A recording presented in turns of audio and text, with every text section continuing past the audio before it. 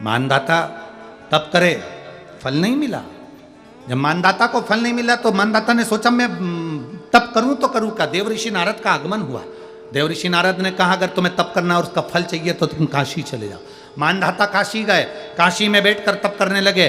केवल काशी में बैठकर उन्होंने तप करा तो कैसा करा, केवल एक बालू का शिवलिंग बना लेते थे और बालू का शिवलिंग बनाकर उसकी आराधना करते थे, उसकी पूजन करते थे। पूजन करते, गंगा का जल लाकर बालू के शिवलिंग पर डालते, उनको समर्पित करते। बस वो बालू के शिवलिंग की आराधना करते करते करते करते करते करते थोड़ा सा समय निकला।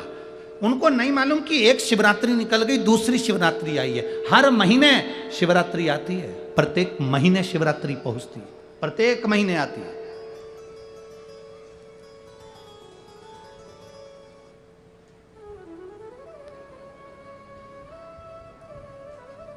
एक शिवरात्रि अपन पंजाब में थे, भटिंडा, तब पड़ी थी। जनवरी की पड़ी थी वो, जनवरी की। अब फरवरी की जो शिवरात्रि पड़ेगी वो अपन झारखंड में रहेंगे 5 तारीख से 9 तारीख के बीच में, तो बीच में शिवरात्रि पड़ेगी। इसलिए उस कथा का नाम पतालेश्वर शिव महापुराण की कथा रखी है। हड्डी उसमें मूल है आपका बुढ़ापा ना बिगड़े उसके लिए वो कथा है।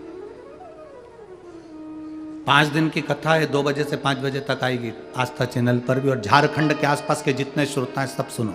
जमशेदपुर में काजू बागान में वो कथा होगी, बड़े प्रेम से सुनो।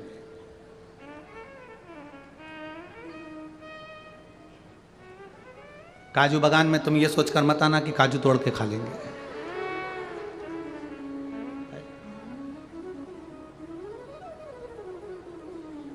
दिल से सुनो उसको। पतालेश्वर शिव महापुराण की कथा। कुछ जगह ऐसी होती हैं उस कथा का मूल, जैसे 7 मार्च से 13 मार्च की सीहोर कुबेरेश्वर धाम की कथा जरूर सुनो, मौका मिल जाए तो। 5 माताएं, भाई लोग, बहन लोग जो भी हैं, जीजा जीजी, सब कथा में पहुंचकर उसमें सेवा भी करो और कथा भी सुनो, दिल से सुनो।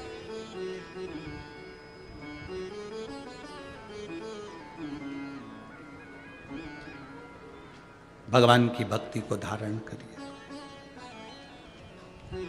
मानधाता ने बालू का शिवलिंग बनाया, पूजन करना प्रारंभ करी, गंगा जी का जल ले जाकर चढ़ा देते। अब कोई तप नहीं, कोई साधना नहीं, कोई नेत्र बंद कर नहीं बैठे, कोई तप साधना में नहीं बैठे, कोई घोर तप करने के लिए नहीं बैठे, केवल शंकर का शिवलिंग बनाया, पूजन करी। साल में एक दिन सावन के महीने में जो शिवरात्रि आती है, हम भी टीवी के माध्यम से, सोशल मीडिया के माध्यम से आप सबके घर में पार्थिव शिवलिंग का निर्माण करवाते हैं। उसका कारण केवल इतना है कि हम पूरी जिंदगी तप नहीं कर पाते, पूरे साल व्रत नहीं कर पाते, साधना नहीं कर पाते, तो कम से कम सावन के महीने की शिवरात्रि पर जब अपने घर में मिट्टी का शिवलिंग बनाकर पूजन करते हैं तो हमें तप और साधना का पूरा फल प्राप्त हो जाता है।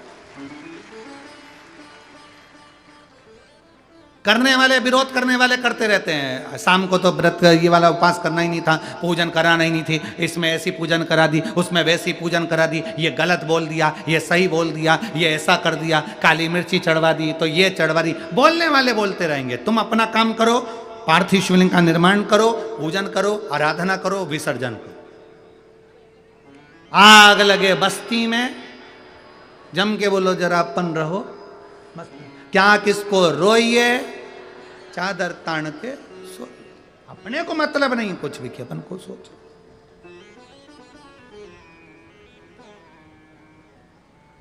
अपनी जिंदगी का सार्थकता सिद्ध करा। मानधाता ने अब कोई तप नहीं करा, मानधाता ने अब कोई साधना नहीं करी, मानधाता ने अब कोई आराधना, बस एक काम करा, शिवलिंग का निर्माण, उसकी पूजन की। आपसे भी निवेदन करते हैं, समय मिला करें, हफ्ते 2 हफ्ते में गमले के अंदर ऐसी मिट्टी को उठा लो शिवलिंग जैसी और जल चढ़ाकर पूजन करके वहीं विसर्जन कर दो। उसी गमले में, उसी मिट्टी को वहीं विसर्जन करो।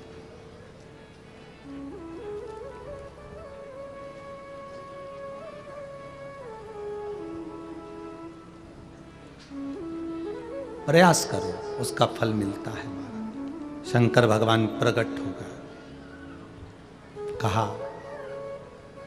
क्या चाहिए तुमको, मांगो। अब मानधाता ने मांगा कुछ ना। मानधाता ने कहा कि पहले तो मैंने जब तप करा, साधना करी, आराधना करी, तब तो मुझे आपका दर्शन नहीं हुआ, और अब आप मेरे सामने आ गए तो मैं मांगू, ये श्रेष्ठता कहाँ है?